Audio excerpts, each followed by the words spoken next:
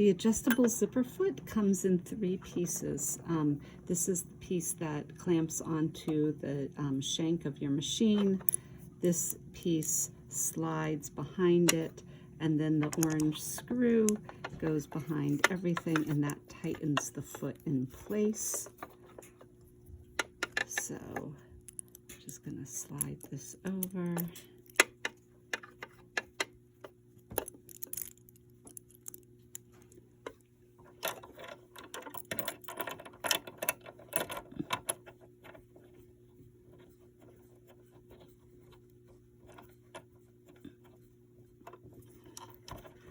You can screw that on.